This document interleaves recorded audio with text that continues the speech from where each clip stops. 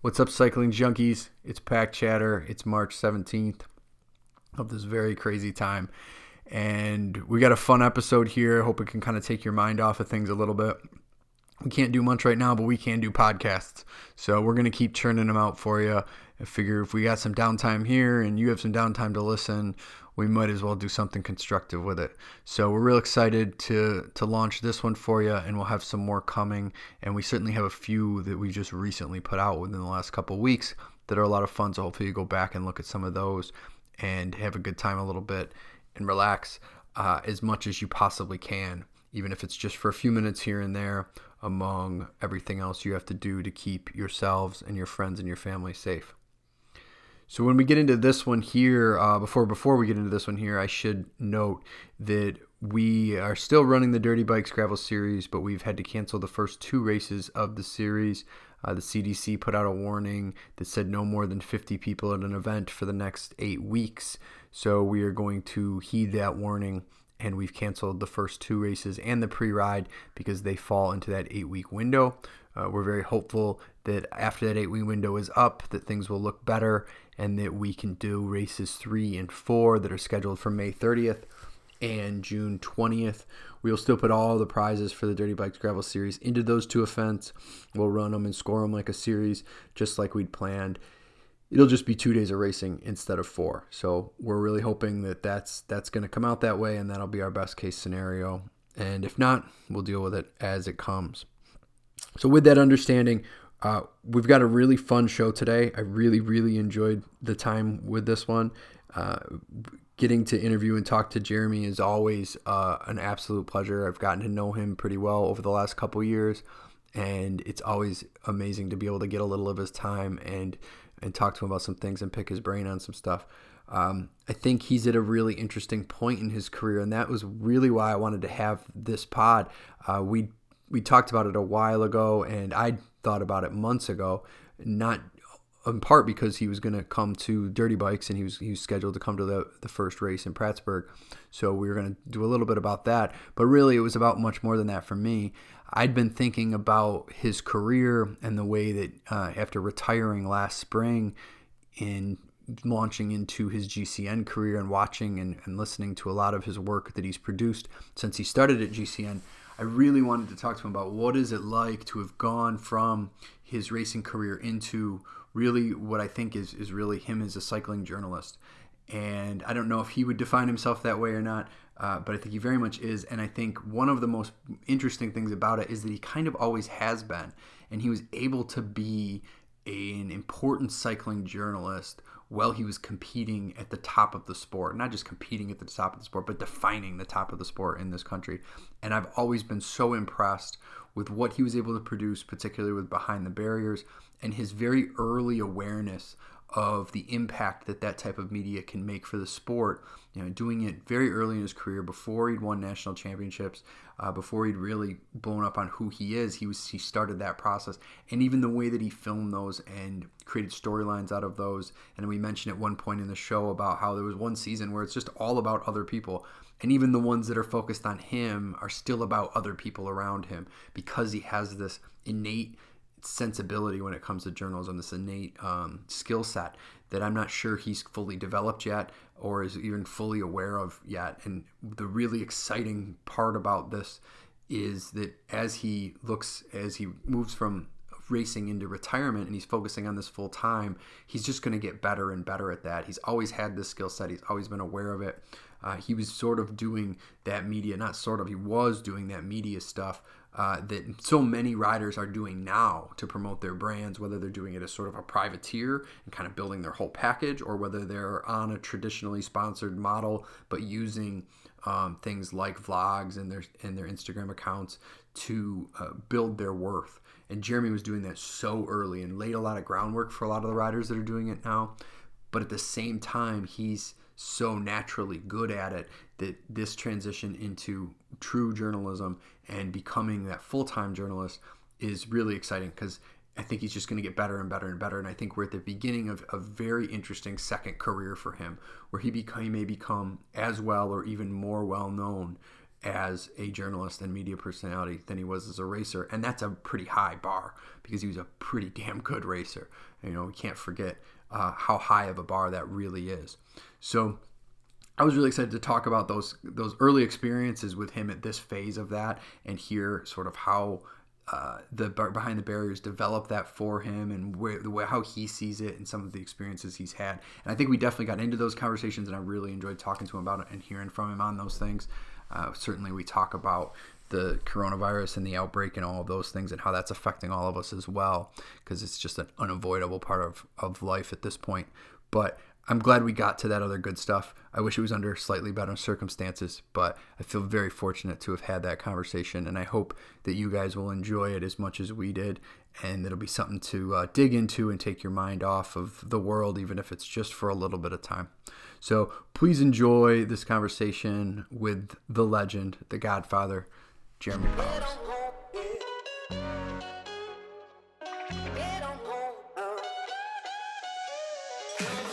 You'll never go out on a training ride and dig that deep. Awesome. We won gold.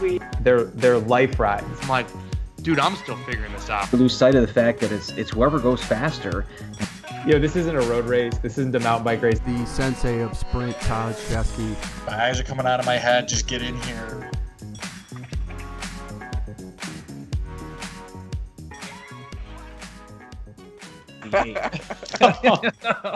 Well, we use it throughout the summer to do all the mowing in the fields and stuff too. So it's convenient to have it for the tractors in the summer and stuff. So it's not a total waste. It doesn't sit there all the time, you know. Yeah.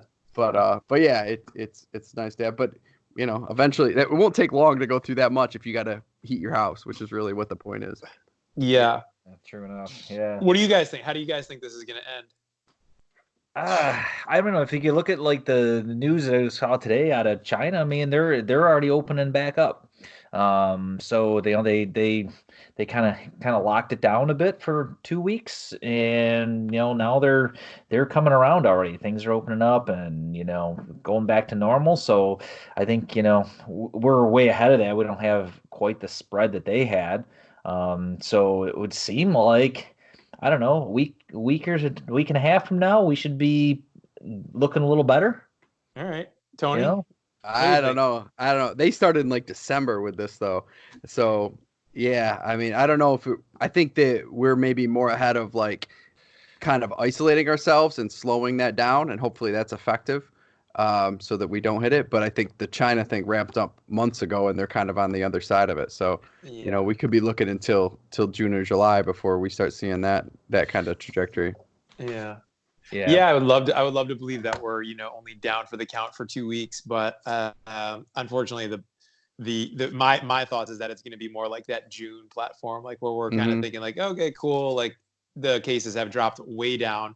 I don't think we even know how many people actually have this. I mean, at the moment, we're pretty sure my son has it at the moment. Like, I mean, you don't know. Like, is it a common cold? Is it the flu? There's no testing. So, the numbers are just so bogus that you're like, okay, they're saying that there's maybe a couple thousand people sick, but the reality is that there's tens of thousands of people that have this, and there's no way to be able to test for it. So we're just until that picks up, I think we won't have a good true number, but the stuff we're doing is gonna, in the States anyway, is gonna definitely make a difference. I hope it's I hope it's better, because there's been some pretty grave estimates. So I'm hoping that things turn around quickly, and that we're able to all kind of see a common place here, where we're like, yeah, cool. It's not good that we all get together and do stuff. That's not a good idea right now. Right. But you see those charts. Yeah, but you see those charts though, when they went to basically what we're doing is shutting things off. It's really fast how quickly you could turn it around. Mm-hmm. So, even if we have, obviously, like you said, I think great point is a lot more people have it than we know, but at the same time, if we're already in that mode of distancing and doing all that, then it has a pretty quick effect. Yeah. So it doesn't take months for that to be realized. So, but who knows? I think the economic outcome is going to be, that's the harsh one, because so much stuff is shut off, and you start seeing like restaurants closing and stuff. That means there's people that are paycheck to paycheck, and the hit to them is huge. Or small businesses, right? Bike shops, any businesses that are like, hey, this is supposed to be their busy season. Yeah. I have this weird feeling that bike shops might do okay. Of course, there's going to be a downturn, but I also think that they might do okay because a lot of people self-isolating are riding their bikes. Yeah. Saturday, I've never seen so many cyclists ride past my house. So we live on a pretty like good cycling route, just similar roads to where the Fundo was, so really close to where the start is actually. And yeah, a lot of people ride by here, and I could tell, like, wow, there is every 5 minutes there's another cyclist going by one way or the other. And there were singles and like husband wife type things just going by, but all day consistently. And I thought that actually would be good for the bike shops. If they're able to stay open, if they're a business that's allowed to be open, then they might do all right. Yeah, I wonder how they'll handle that because they shut down in New York. I don't know what they're doing in Massachusetts, but today Cuomo said by 8:00 it's going to be restaurants, gyms, bars, like they're all done. But are they shutting down those type of small businesses too, or not? Yeah, I think it's more where there's a lot of people getting together. You know what I mean? Which is why they're doing like no more than 10 people at a time. Like all that stuff is happening here as well. Yeah. Right. Yeah, and I know like Full Moon Vista here, they sent out a thing tonight, and they're gonna do some pickups and deliveries for people just to help people not have to be out. So Full Moon is nice. Yeah. So I thought that was that's good proactive move on their part to say, hey, we can still service your bike, and if you've been gonna come in and you don't want to come in, well, we'll go pick it up, or we'll meet you out in the parking lot or whatever. Yeah, yeah. You've never been more excited because you had this drive-through and it was like kind of a pain in your butt for your entire life. And then you're like, man, the drive-through is the greatest thing that ever happened now. Right? Like, man, I hate working the drive-through. And then you're like, actually, drive-through is the best thing that ever happened. Exactly.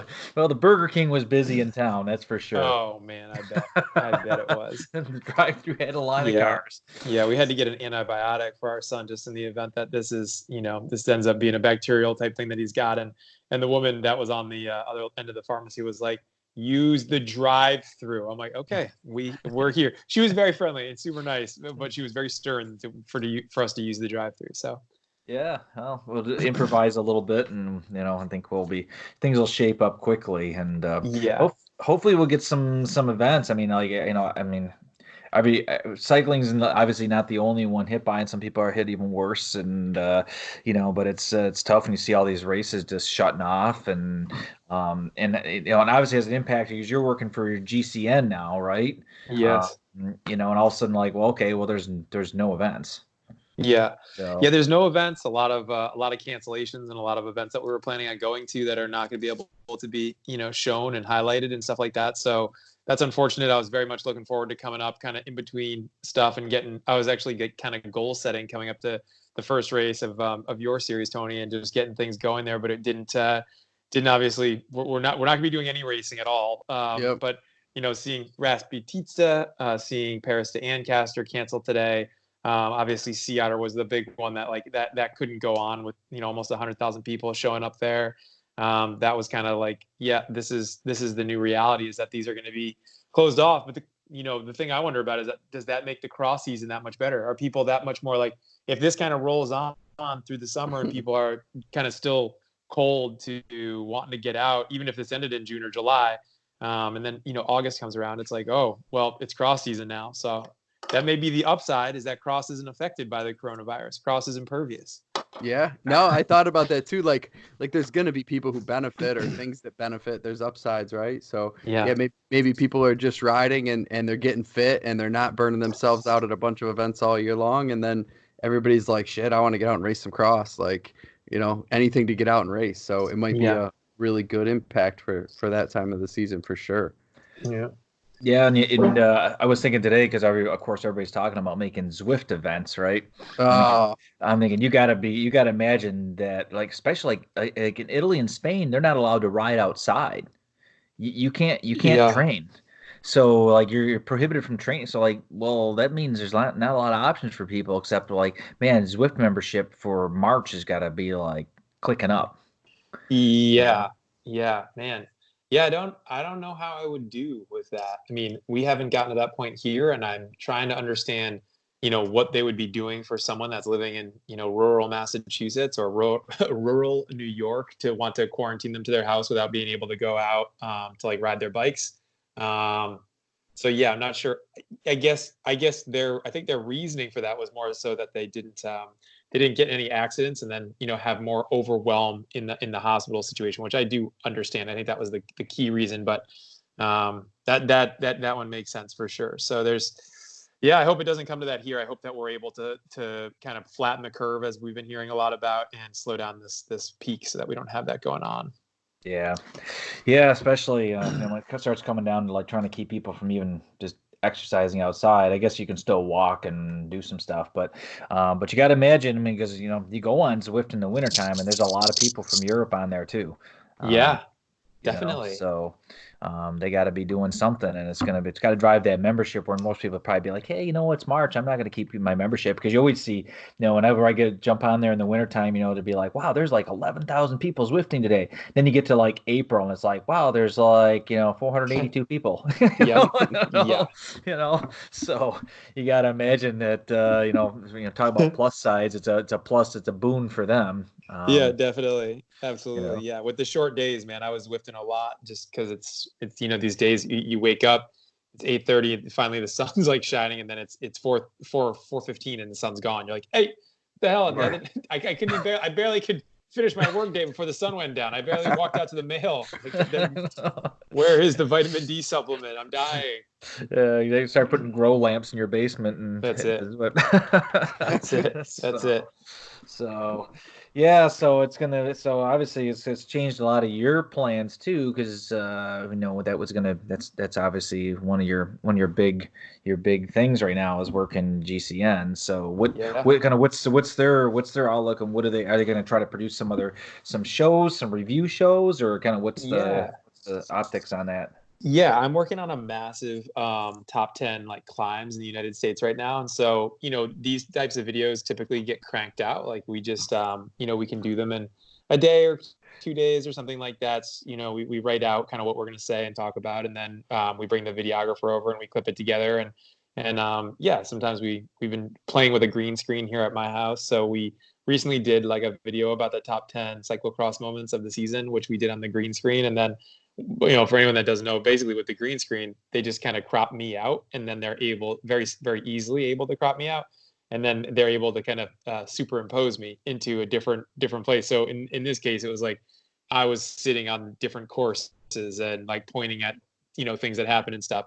So we'll be able to do that in a different way for this like top 10 video. I'm going to interview some people that have these KOMs, men and women that have these different KOMs and like good times and have ridden these courses, these uphill feats, Mount Evans and Mount Lemmon, like Mount Washington, all these big climbs that the United States has. So we're going to do a cool piece on that. But instead of spending, a small amount of time on it, I'm going to spend like 3 days on it, to make it really cool and to just make it like a piece of content that exists for a long time, because whereas before we didn't have as much time to spend on being home and doing things like that, because we're out shooting and then preparing and doing logistics and things like that. Now we're doing a lot more with with like stuff that we're going to be able to shoot from the house instead. Right. Yeah, and I think it'd be, it's really kind of taken a really nice opportunity in some way, because now you can produce some really long-lasting, kind of really classic shows that they're not necessarily just this year's race or whatever, and that stuff that people can go back to for a long time. So that might really be a really, really cool opportunity, and who knows what else that spawns, right? Yeah. I mean, there's a lot of creative people there. And I think it's, being pretty much an online company, there's a nice opportunity for us to actually do some really fun stuff and some cool stuff and bring people together. I think as this continues to go on with the coronavirus or the COVID virus here, that's going to be like more people are going to be looking for ways to socially interact, and already I feel like instead of texting, I just pick up the phone and call people because I know everyone's home. It doesn't mean that we're less busy. Like I'm still moving and shaking, but I know that you're not busy and you're not out and about. Like that's a fact right now. Right. So getting people on the line is not as hard as it once was, because there's a lot more time to be able to spend looking at your phone and being inside. So I think, and with regards to GCN, I think it's a nice opportunity for them to be able to capitalize on that. And I hope more than anything is that we can, put a little bit of light in someone's day, because it's definitely not easy to be stuck up in your house or just just generally kind of bummed out. You know, it's not a lot of great news coming out. So you gotta look for places where there's going to be some good stuff. And yeah, we're doing our best to contribute to that. So with the switch to GCN, like you're doing kind of a lot of different things. You're doing the commentary for the European races. You're doing these sort of features that you're talking about. You're also running a podcast. Like what's that transition like, and what's sort of your favorite part of those different components? Yeah. Well, I loved the podcast. That was super fun. I can start with that one. But you know, I think it's all the podcast ended up running a little bit, like a couple episodes leaner than we had expected and anticipated, just because of the holidays hitting and because of how much it was taking out of everybody at the office. It was just a lot of work to be able to put it together and to clip stuff and to get the interviews and then to sit down with the riders and then to do some on the phone. It was we were doing it. I felt like at a fairly serious level with quite a bit of editing to be able to bring these pieces together. So it was a little bit more in depth than I think anyone had really understood. And I thought they were really fun to be able to learn about those people and to hear them speak in English. So for me, that was really rewarding, and I enjoyed the podcast. I think being out at the races, doing the features, and educating people about cyclocross. When we went over to Belgium and we did the piece in the big Zonhoven sand pit, that was really fun to be able to kind of showcase that and do that course. I never actually raced it, but I'd been there a couple of times. So that was real fun. And then we just got to tour around. Like I got to hang with Sven Nice, got to do a day in the life with Bart Wellens and the 777 women's team, got to do some stuff with Anna Marie Wurst. We did a bunch of what I call like profile pieces that kind of really hit home for me. I'm very much a person that wants to like talk and learn about people and get deep and understand like what makes them tick. So those pieces for me really did. They were super fun. I genuinely loved doing them, and I love what I do there. So that was great. And then the commentary is probably not my. I don't know. I would actually throw that back to the listeners. It's not my. I don't think it's like my bread and butter. It's not my skill set, but I do enjoy, and I definitely see things that I think other people might not see, and I'm definitely excited by the racing. And so if me kind of giving my point of view, I would call it more my point of view, less commentary.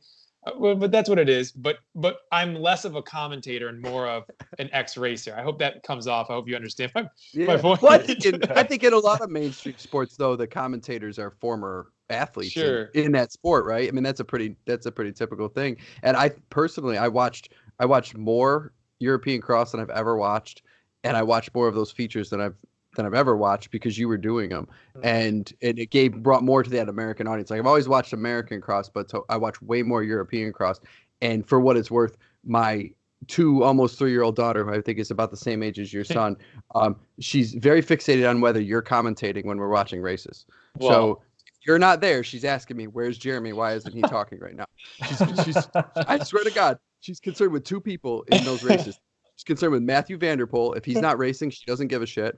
And she wants to know why you're not commentating in some of those races. So you have a young audience, if nothing else.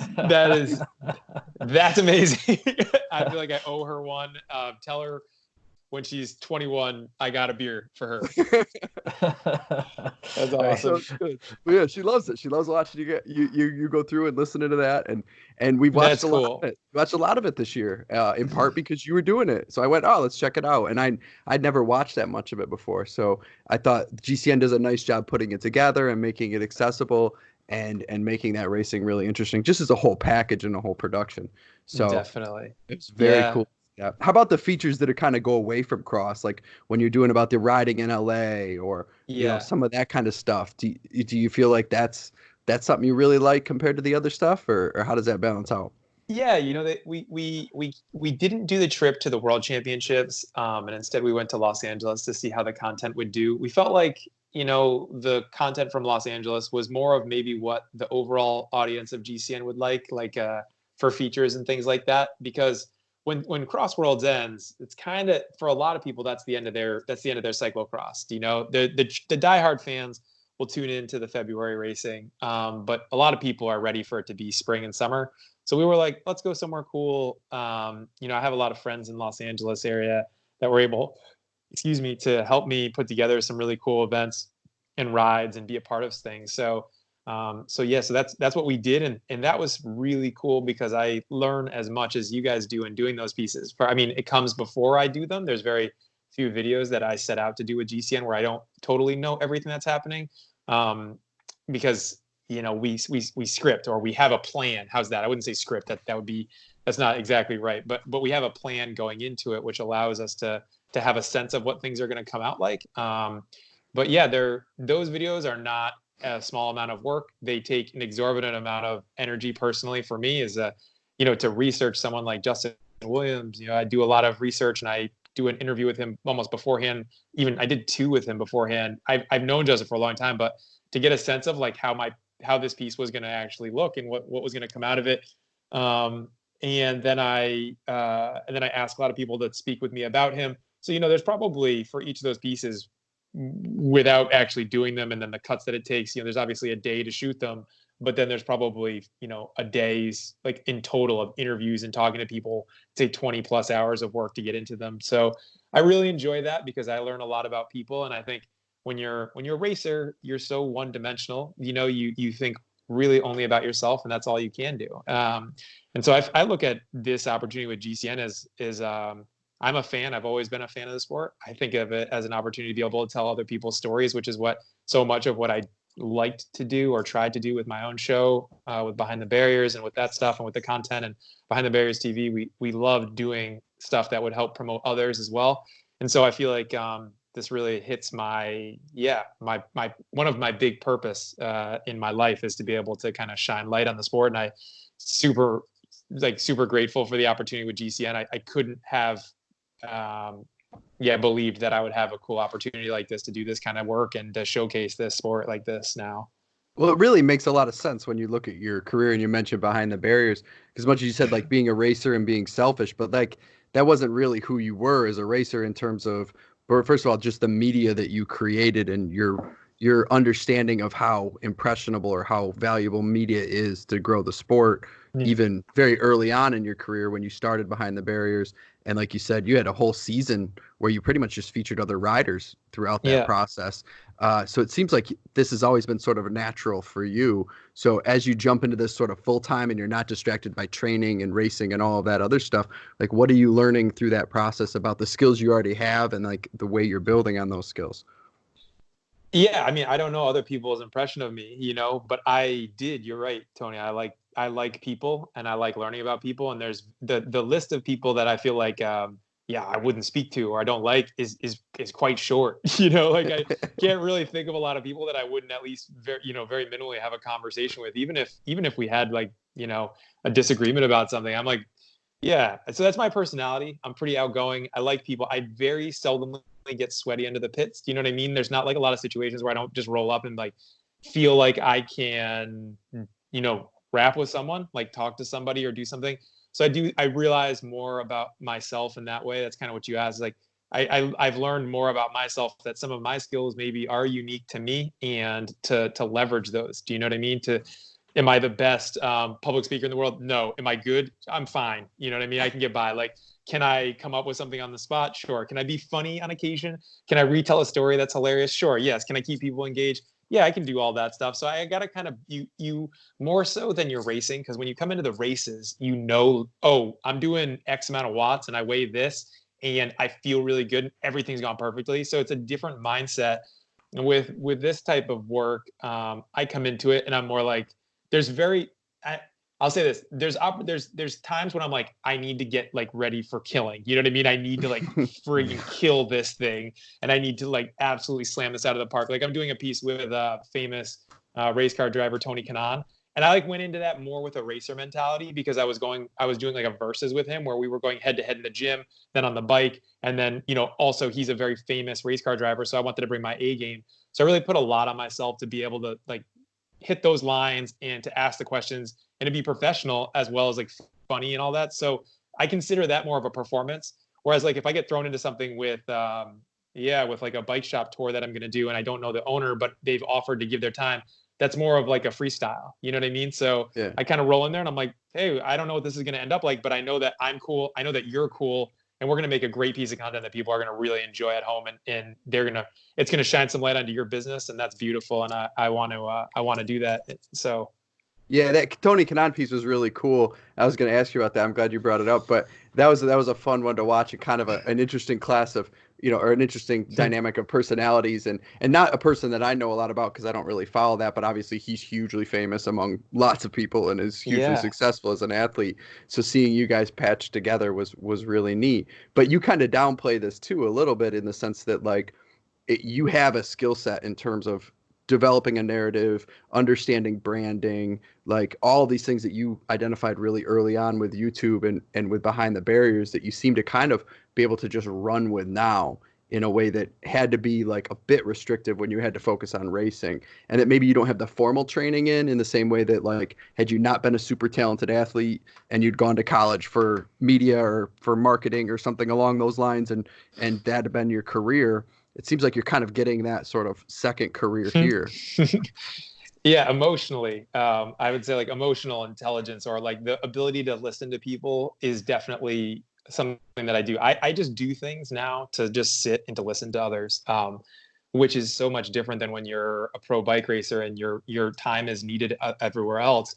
So you can only give it to the things that are asking, that are being asked of you. So it's like, hey, Tony says, can you come to my event? It's like, yeah, I can come to your event. I want to do that. That's work. That's business, right? We're having fun. I'm a racer, so I'm coming to your race to do the thing, and we're promoting it. We're having fun. That's great. But with this, it's so much different in that way, because I'm actually just there to learn. I'm just there. I look at it like that. I look at it as like a way to be, I leave something like Tony Kanaan or something like Justin Williams or something like the piece with Sven Nys. I leave all those pieces way more motivated to be someone in my life and to be stronger, because I actually, those people, it's not an accident that they've had success. They work super hard. They've got good heads on their shoulders. They subscribe to certain things. They believe in things and they believe in themselves. And I'm weirdly a fan of that. I'm weirdly a fan of people that are, like willing to push themselves to the absolute limit, or are, talented in some way. And so, yeah, you can never say like, oh, I'm talented at this. But the thing that I definitely do more than I ever did is lean on that natural skill set to be comfortable with people, to look at people as equal, to not feel ever like I'm in a position where someone's looking down on me. Like I said, I roll into that and I just think I'm cool. This person's cool, and we're going to make great content. Like I never think like, oh man, this guy drives this car, or this person owns this thing, or this person has that much money, all material stuff, or this guy won this award or went to this school. Those things, I never look at it like that, because I believe in myself enough. And I don't want to get too serious or preachy, but like, that's just my mindset. That's when I say the kill, like I go in there with that, but I already know, and I've already bet on myself so many times that, we're already there. They already respect me enough to do this piece. So they've already agreed to it. So I don't really have anything to worry about. Whereas like if you're going to a job interview, it is slightly different, right? They don't know you. So you have to win their trust, or you have to convince them. Whereas in these scenarios, I very seldomly feel like I need to do a lot of convincing. I just need to be myself. Yeah, and that lets you dig into like who they are and then kind of bring that out in those pieces, because you're able to kind of be yourself, right? I mean, that kind of opens that up. Is there anything that you've seen with these, being around these people who are super successful? Like, have you seen like common threads, like things that like they all seem to do X or Y? A lot of routines. So a lot of guys have routines, or a lot of guys have very clear goals. And I think that's two things that I'd see, whether that's with Sven or Tony or even like the pieces that we did up in British Columbia, where we were out riding, these people that I was riding with, like Steph Corker, she was a local, but she's very successful business and also triathlete. I see great people in people that care about other people. I see someone that's not just only focused on themselves. And I see a lot of, like I said, a lot of work ethic in there. And I think nobody that I've worked with feels like they need something from someone else to be successful, would be the way that I would describe most of the personalities that I get to hang with that are, of fame. Right. And it's like it's interesting just listening to you talking about, kind of your skills and what you enjoy doing. But as I'm just kind of hearing, I'm kind of putting it all together and thinking, what you just have this, what I think plays really well, maybe it's just me, or maybe it's just Tony's daughter, is it's what I would call this genuine curiosity, right? And so you're kind of coming at it with like you really want to know, and you're coming at it with like, hey, I don't know everything, but I really want to learn about what this person's about and what they're doing. And then the audience can kind of basically hitch their wagon to that and say, yeah, this is really cool. We're going to really learn some really cool stuff about these people. We see racing as who they are as people, and it's really just playing off your genuine curiosity. And I think that just comes through because you're not trying to be something.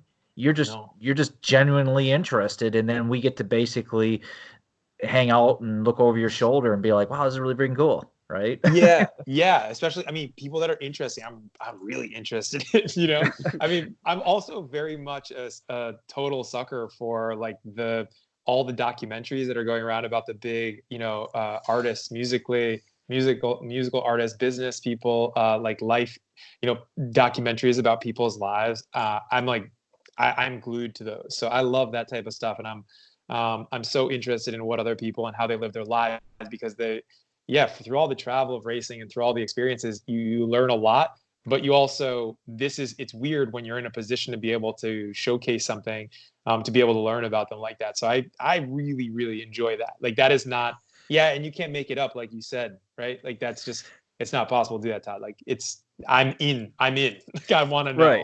Right. Yeah. You're not, you don't have to do the performance, but even when you get to step out, and so now you step into this other arena, a whole sandbox that isn't yours. But because you have this curiosity of like, how does this car driving thing go? What is this all about? And you get to kind of bring your experience to that and parallel it, but you also get to learn a whole different side of another sport, another mindset. And so to me, that's really, really interesting content when you start kind of looking at people behind different sports and kind of saying, what are the similarities, what are the differences, but you're able to be comfortable enough on who you were as a professional athlete to say, hey, I'm not worried about saying something because I know this stuff is work. I know who I am. I'm a bike racer coming to a car racer. I'm not trying to prove myself as a car racer, but I can bring a lot of really good stuff, and he's going to bring cool stuff, and we all get to benefit by seeing all these connections. And a lot of that goes into the when I was doing the piece for Tony Kanaan, I asked a couple of my friends that are big car heads, like, hey, can you describe who you think Tony Kanaan is to me? And they were like, dude. They're like, you're getting to talk to who, right? What the fuck? Just like, what the fuck, man? Like, you're kidding me. First it was Ben Spies. Like, we couldn't believe Ben Spies, and now it's freaking Tony Kanaan. Like, so yeah, I mean, there's some real big fans of these people, and the only thing that I have, that I think Tony Kanaan and I have, is that people, he respected me for what I did in my career, and I respected him. My sport was not nearly as well publicized or creative as his sport is, right? His sport's so much much more better at, that's terrible English.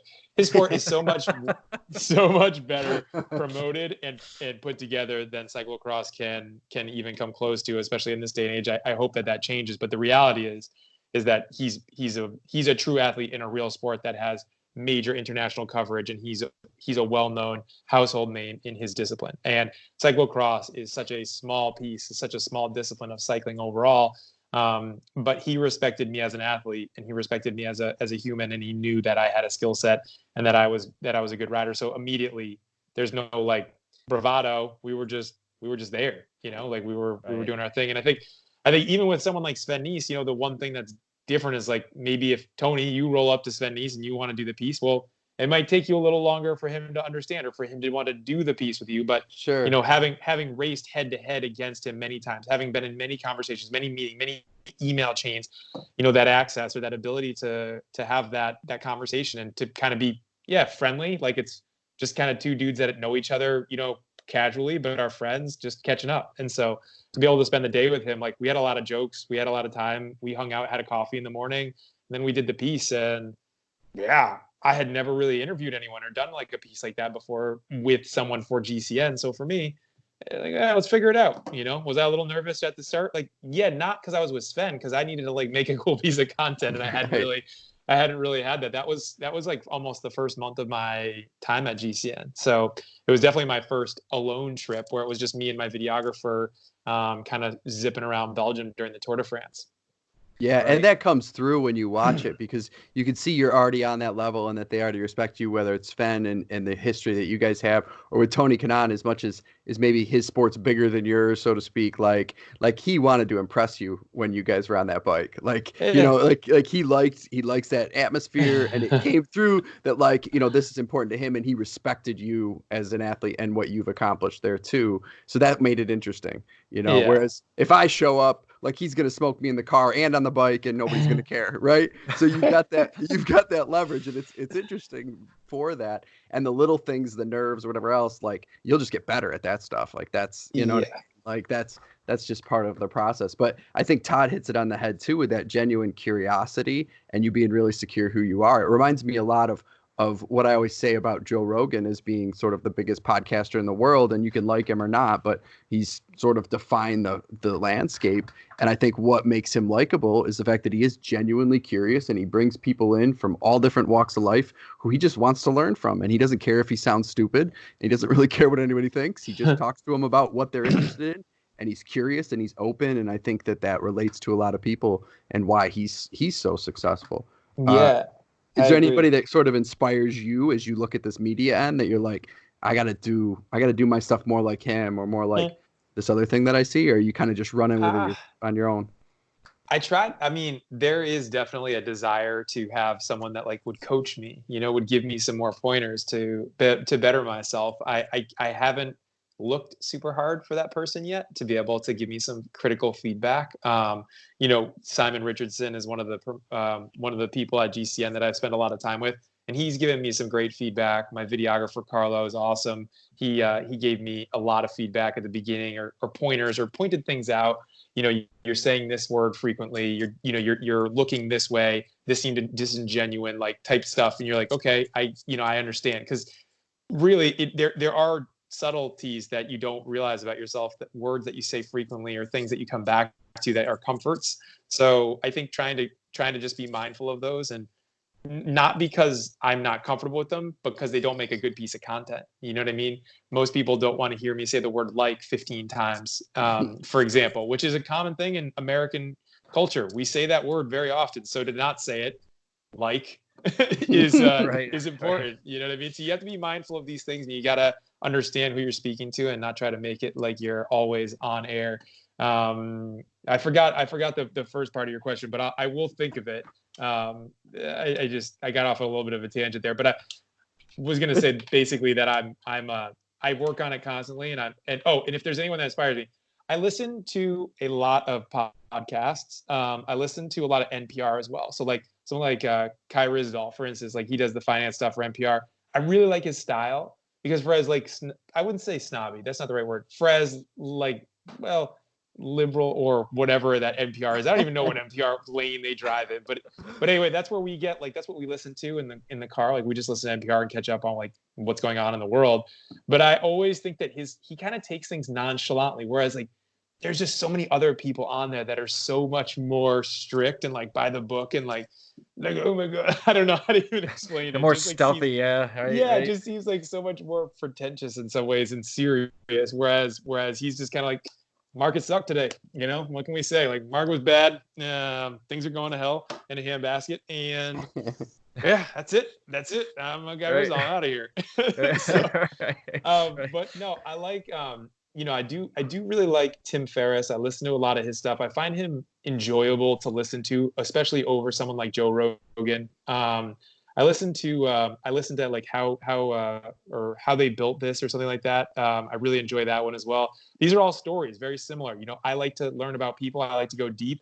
So I mainly listen to stuff about people that I find to be interesting or that would stoke my interest. And yeah, I like hearing their stories. And so Those are the types of things that I listen to, and I do take cues from them. But you almost say like the greatest form of flattery is imitation, and I don't always know if I'm imitating someone because I pick up so many things from different places. But the truth is, no matter what way you cut the pie, right, that we're a lot of slices of a lot of pies. You may see something that you like that I do, and I may see something that you do that I like, and I might make that part of how I interact with the world, and that's actually beautiful. I love that. I don't look at that as someone like biting my style or vice versa. I try to be myself. I try to be me. I don't know if I'm picking something up, and I definitely don't go out of my way to be someone that I'm not. But yeah, you can just listen to people and go, they do that really well, and I want to try to do that better, more so than like trying to imitate exactly what they're doing or sound like them or act like them. Right. Yeah, it's an adaptation, but it's something else you touched on a little bit before too. I wanted to loop back a little bit on, as it just kind of piqued my interest. Is talk about like when you were interviewing Sven Nys, or you various people that you've also competed with, and now as somebody that's retired, and obviously those people start retiring and a new crop comes up. So how does that kind of change your landscape and your approach then? As you become more removed from being the guy that was on the start line with some of those personalities. Sorry. So is it more of, are you asking more like how do I get on with Stephen Hyde, or how do I look at Sven Nys and Niels Albert now? Sorry. No, I'm looking at it as like 10 years from now. You're doing similar work, and you're going to interview, but you don't take the start line with those guys, because those guys right now are like 15 years old. Yeah, and, right. And now they're like, hey, who's Jeremy Powers? I mean, how you don't have that rapport because you're not that guy. So I mean, I hope that I know that my like legacy or whatever will not be an international legacy. I think those are reserved for the Richard Gronendals and the Marianne Vosses of the world, the really class riders that won tens of 20, 30, 40 World Cups, world champions multiple times. Those will be reserved for them. I hope. Well, that's not the only thing that gets me out of bed. I think I know what I contributed to the landscape of American cyclocross. I'm really grateful for the shine, for the time that I had, and for what I was able to do. I realized where I came from versus where they're from. Most of these riders are from Belgium or the Netherlands. There's a handful that squeak in there that make a name for themselves. But I feel like with what I had to be able to do what I did, I'm really happy in my career. Can I appeal to the next 15-year-old, or 10-year-old or 5-year-old or kid that's not even born yet? Well, if I'm good enough at what I'm doing now, then hopefully I can build up a brand of being, a cycling personality that's able to, gain respect in that category. And, the truth is that when I first got into it and Bob Roll was on TV, I didn't know what Bob Roll did. I don't know Bob Roll raced. I don't know who the heck Bob Roll is, because that's not my generation. Hey, but I easy Bob now. That's true. But I like Bob Roll, right? And so, if you're old school in the game, then you end up learning more about the your peers and the people as you grow up. And I think that's been something cool for me, is like actually going back and looking at like, who is Andy Bishop? Who were these guys on 7-Eleven racing over in Europe for the first time? Like, there's just stuff that I've educated myself on that I would have never taken the time to do before. But I guess I hope that I'm able to carve out a little piece of this and to be a part of it, and to make the world spin and to be a good advocate for the sport in the long haul. Yeah, and I think that's so key, and I think I don't have any doubt you'll retain your relevance in that regard, because kind of this other thing that kind of comes to my mind as I hear you speak and say is you're a student of the game. You're a student of the game when you're a pro bike racer, but you're a student of the game working as a commentator, as a storyteller, and you're kind of combine it with a genuine curiosity kind of part of it, right? And you're constantly learning and evolving. So it's not like you're not going to step out of the sport for 15 years and then try to commentate and be like, what people have disc brakes? Wow, that's when did that happen? And somebody's like, oh, dude, that was like 10 years ago. But you retain there was a behind the barriers on that, by the way. Who's behind the Bears on disc brakes, just for the record. Oh, good. Well, I'm gonna catch up. I'm not even relevant to cyclocross now. But no, and I think that's really an important part of it. And I see you as just because of your personality and doing that. That's not going to be something that's difficult for you to navigate because you care about the personalities behind what they're doing. And as you build a rapport, they're gonna be like, people are like, yeah, I want to do the show with Jeremy because man, he has awesome shows and great people on, and he's fun to do these things with, and you still go out and ride or goof around, and you have your own reputation you bring to that. I think it'll be no pun intended, but powerful. Yeah, thanks. Yeah, I think it's a good.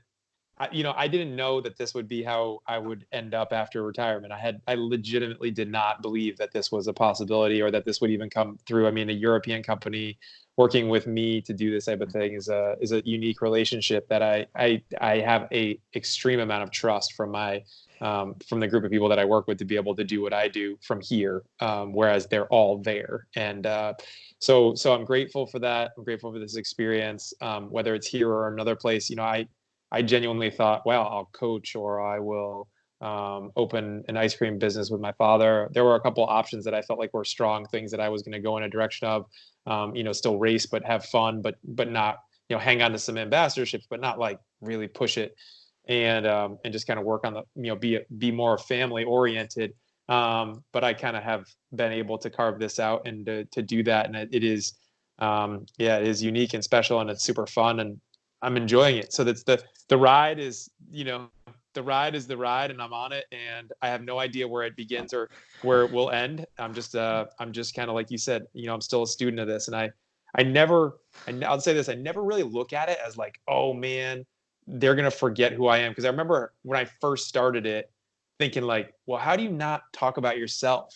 How do you not make it about yourself? And I actually asked Christian Vandevelde that question. I called him up when I first got this job and I was like, hey man, what's it like being on TV? Like, what are we going to do here? And he was like, oh dude, that's going to go right out the window. He was like, seriously, like that's going to take like 3 months. That's going to be out the window. You're not going to care about who you are or what you did. It's going to be a totally different thing. And I didn't believe him. At the time I was like, dude, I'm never going to forget. Like I'm me, because I was still wearing that jacket. You know what I mean? Right. And you have to hold yourself that way. So it's weird between having a kid and between that. I really have genuinely changed as or this role and being retired has changed me as a person and humbled me and really made me understand that like, dude, like racing's beautiful. And when you're the King Kong ripping stuff up, that's super fun and really beautiful point in your life. But that is not forever. And that moment ends and you move forward. And yeah, I've so much enjoyed reconnecting with old friends and doing pieces and literally just being a part of their show. I don't know how to say it, like sitting around with Phil Guyman or hanging out with Timmy J and having a glass of wine and like shooting a piece for GCN. Those were things that I never did before because I just had a very strong work ethic and I was like never like let myself down. But I just go to things or like even Ted King. I just go there and sit and hang out, like I'm just here. It's just my time's not as valuable as I once placed it. It's just I'm happy to be a part of other people's things as much as I am for them to be a part of mine now. Yeah, the Ted King pieces are very cool as well because you're both kind of doing that media thing. But yeah, I think there's these two phases where you're talking about sort of wrapping up that career of racing, and now you're at the beginning of this next chapter, whatever that media looks like, and I think it's going to be as long or longer and as exciting as the racing phase is for you because it seems to always have been a part of who you are in terms of what you did as a racer, and now you can really kind of unleash on it. So if you ever let me write the Jeremy Powers book, because I've thought about this. My students actually asked me the other day, like, are you ever going to write a book? Do you think you write a book? And I was like, I'll absolutely write a book. I'm totally down with writing books. That's what I want to do. And they said, what would the book be? I said, my number one choice to write a book would be about Jeremy Powers. And I first one would write about his career and his career as a racer, and then his career as a media personality, because that's going to be way bigger and way longer. He's just kind of getting his wheels going. So I've already laid the groundwork. So when you're ready, you got my number. Dude, and the fact that you believe in me, that is like the greatest. So thank you so much for That's that. who you want writing your book, right? Oh my gosh, I love it. Well, we got a few more chapters to fill in. That yeah, always. I've thought a lot about a book at one point, but right now it is not front burner. But I will say, Tony, we should stay in touch. All right. Stay in touch on that. I'm down. All right, so how about a little speed round here, and then we'll let you get out of here. So I got a couple quick ones, and I want to see sort of like initial answers on it. Okay. So you've watched and commentated a lot on European cross, probably I would assume more so than you were able to do when you were racing. I'm sure you watched plenty and raced over there for sure, but you've kind of watched it from a different perspective. Is there anything you've learned watching all of these races as a commentator that you kind of wish you knew when you were racing? Yes, I would say that that like the biggest riders are just, I mean, like I said, I was greatly humbled by like work ethic. You know what I mean? I took it very, very seriously, and I know what it took to go into it. But when I see these riders line up every week in, week out, and they just go head to head, and I realize how much of a show it is versus when I was racing, I would believe it was a show, but now I understand the value of the show so much more than I ever could have when I was racing. So yeah, where I sit now is a different viewpoint completely from where I sat when I was on the start line. Very cool. One person who you really liked beating when you were racing, like somebody you beat and you enjoyed getting that win over. You had to have that competitive. Obviously, you had the competitive edge, but was there somebody who's like, I really liked it when I got to beat that person? Yeah. Wow. Any European is like a very broad one, but truly any European. So like anytime the Europeans came here, so like one of my like favorite victories was at the 2012 Cross Vegas. It's my first year as the national champion. I was rail thin. I was the leanest I ever raced at. And I came into that race with a very aggressive position on my bike because it was set up like a time trial bike. We specifically trained for that in the preseason. We came in, and then I beat Lars van der Haar, Bart Wellens, like a bunch of big riders at that time, or excuse me, up and coming riders, or at that time were big riders like but Timmy J also came in super hot and wanted to win as well. So TJ and I did this huge battle, but I was able to take that win in front of a very big crowd at the first year I was national champion at the biggest race in the United States.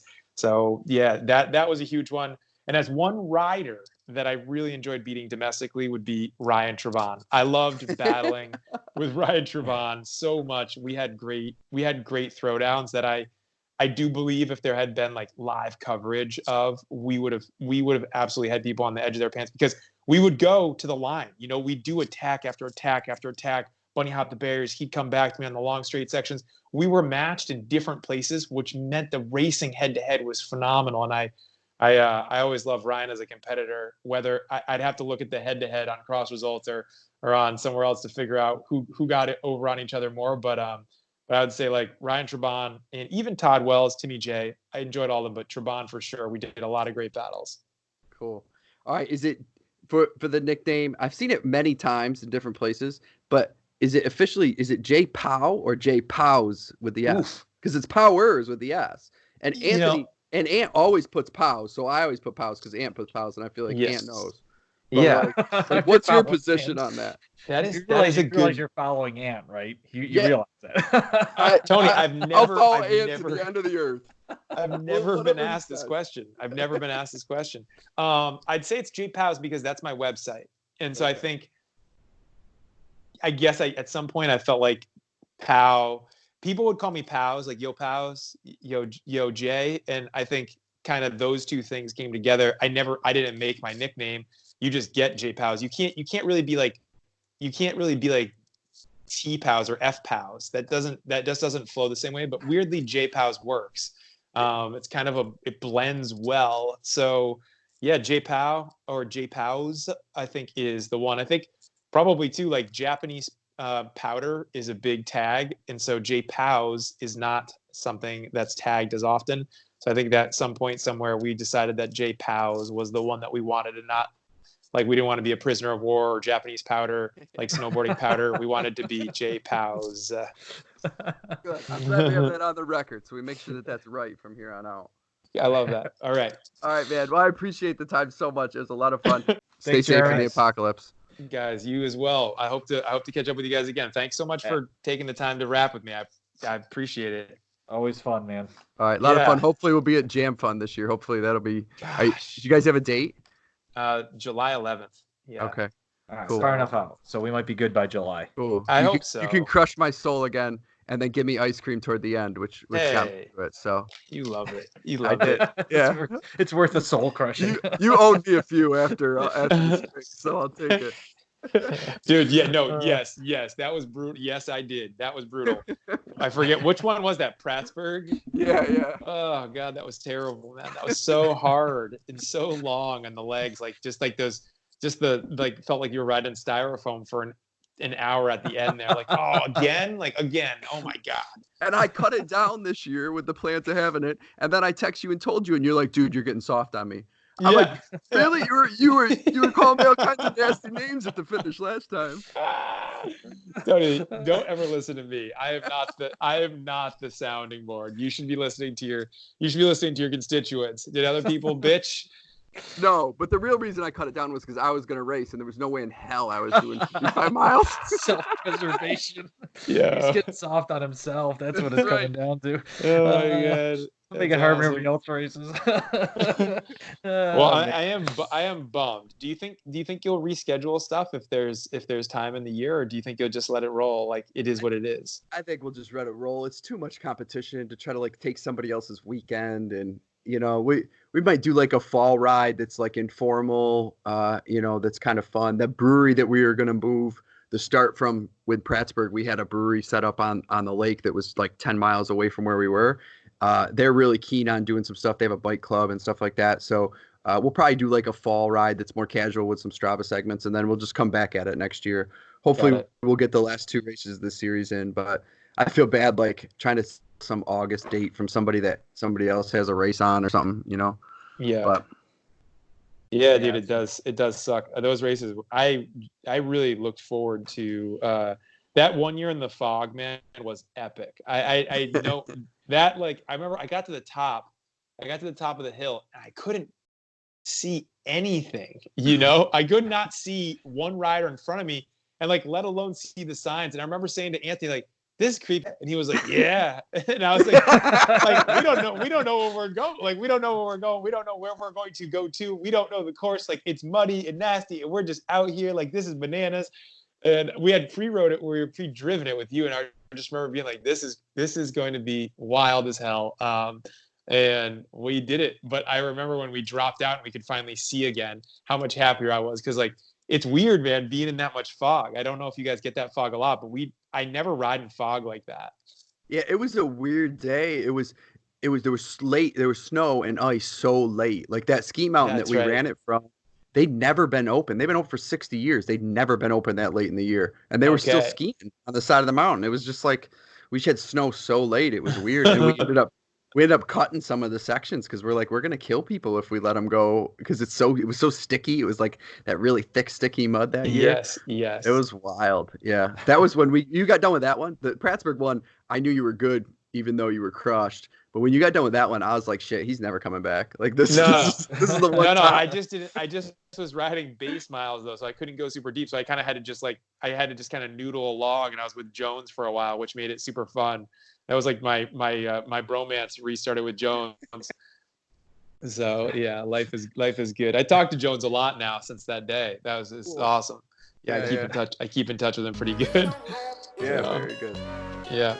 Awesome. Well, guys, it was a pleasure. All right. Tony, definitely.